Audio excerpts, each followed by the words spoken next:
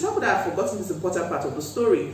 I would take my gas cylinder, drive all the way to her, because I don't have an oven. I would drive to her place and then do the baking there. There's no shame in this. Like, I was not ashamed. They did not have issues with me borrowing as at the time. Like, there was no shame in doing this. It wasn't really convenient, but I wasn't even thinking about it that time. All I knew was that I was passionate about this business. I was passionate about baking. People were asking me to bake cakes for them, and I needed to get this thing going.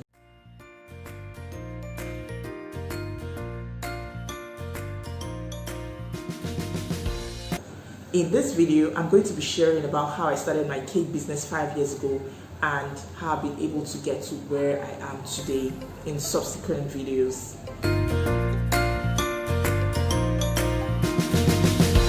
Welcome back.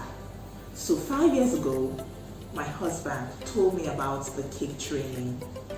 It was organized by my sister-in-law's friend as at the time, who was hosting a baking and decorating class. It was a 2-week training, a week for the baking and another week for the decoration. It was 3 times a week, on Mondays, Wednesdays and Fridays. And she had just concluded the first batch of the training. She wanted to start the second batch of the training. Then my husband told me about it and asked if I would be interested. And I weighed my options. I was just a new mom then. My baby was 3 months old then, and I still had my mom with me. She was around for Mugo. If you're from Nigeria, you know what Mugo is. It's a period where your mom, could be your mom, your sister, your aunt, comes to stay with you, to take care of you and your baby. Usually it's for 3 months, but it could be less, it could be more, depending on the circumstance. So my mom was still around, and I thought, nothing to lose, something to gain. So I went for the class, and I remember how interesting it was and how passionate I was about the baking aspect of the class.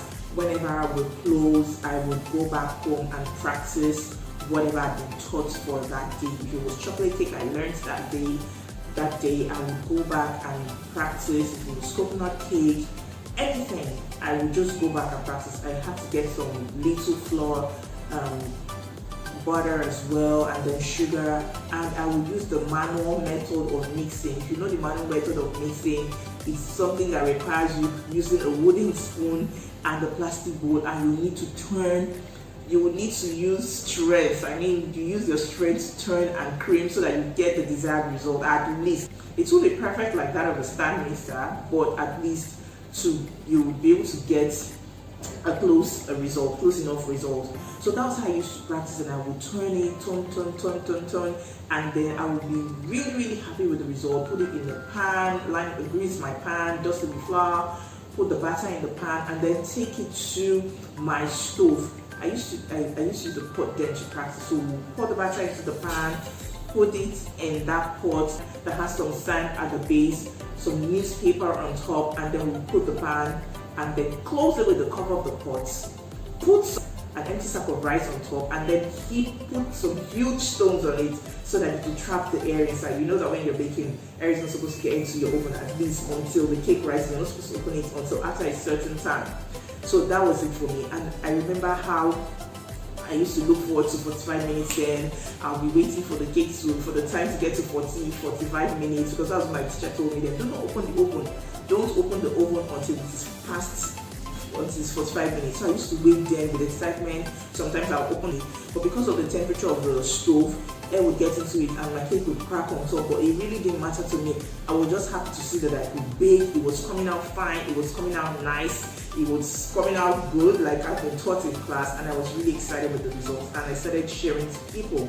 I would give to my mom to taste. I would give to my husband to taste as well. I'll send to my parents-in-law, my mom-in-law, then my sister-in-law, and then share with my neighbors around and tell them, oh, this is what I learned today. Please have a taste. And that was how I used to bake. I remember baking all of them. The chocolate cake I practiced immediately, the red velvet cake. When I was taught how to decorate with buttercream, I still did the same. I still have those pictures in my camera. I decorated with buttercream. It wasn't looking nice, of course, but I was excited to be doing that. And that was how I started my business. And then we started telling people my husband was really very helpful in spreading the word, telling his friends, telling people, oh, my wife can bake, my wife bakes cakes now, my wife does this, my wife can bake. And until the first order came in. When the first order came in, I even wasn't prepared that day. I was at the shopping mall close to where we stay when a call came in from his friend to ask if I could bake a cake for his staff. It was his staff's birthday that day. And because my husband had told him that his wife would bake, he remembered and said, oh, let me order a cake. And then he called. I had no price list, I had nothing. So I quickly went home, took my flour, took the little things that I had, went to my teacher because it was within the same shopping mall. I went to her, got her price list, and that was how I was able to, I went home. I went home, got my flour, got a few things, bought some other little things that I needed to buy, and then I was off to my sister-in-law's place to do the baking. Was at my sister-in-law's place. I baked, kept my baby, put her to sleep, and then I baked the first cake. This picture you see right here is the picture of my first cake ever. That was the first business I ever did the first cake I ever did that someone paid me for. I think it was 7,500 if I'm not mistaken, 7,500 Nigerian naira if I'm not mistaken. That was many years ago. And so that was how I started I Bake Cakes Teenagers, and from there I was able to grow my business. Of course, I did certain other things in creating the awareness for my brand, but that's basically how I started my business. I gave to them, they enjoyed the cake, and from there I think he ordered after then, and then ordered again after then.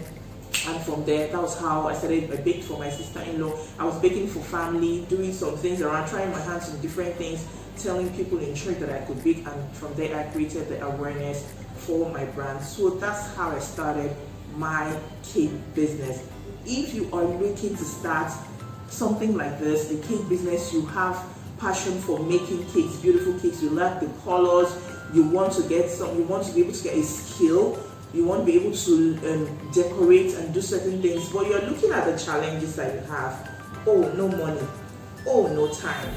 Oh, no space. Oh, no customers. Oh, no this. Oh, no that.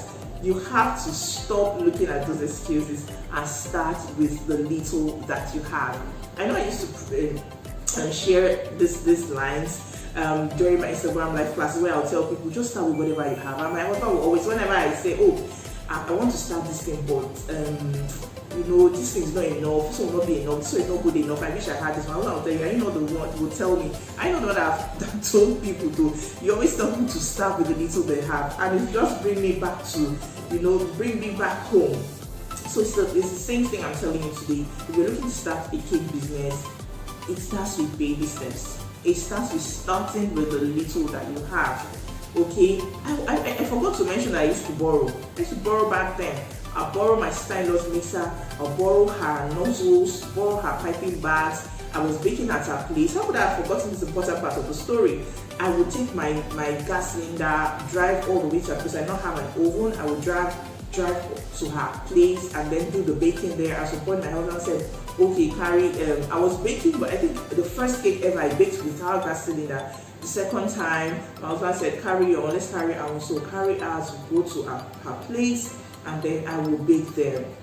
After some time, I started baking at home. My neighbor used to bake then, so I would swap the gas head with, I was using an oven basically. At some point I was using a mixer. So I started this business borrowing from people. Please give me, please help me. And that was how I started until my husband gifted me an oven on, is it our second or third anniversary now? I can't even remember. But that was how I started this business. Not that I'm saying it's a pleasant thing to do or it's a good thing to do but there is no shame in this. Like, I was not ashamed. They did not have issues with me borrowing as at the time. Like, there was no shame in doing this. It wasn't really convenient, but I wasn't even thinking about it that time. All I knew was that I was passionate about this business. I was passionate about baking. People were asking me to bake cakes for them, and I needed to get this thing going. Okay, so it's important to start with what you have. Thank you so much for listening to the story. And if you've not watched the video, my other videos, on how I started my YouTube channel, or why I started my YouTube channel, or any one of these videos, you can please click on them and watch. Do not forget to subscribe if you've not hit the subscribe button. I will see you in the next video. Thank you.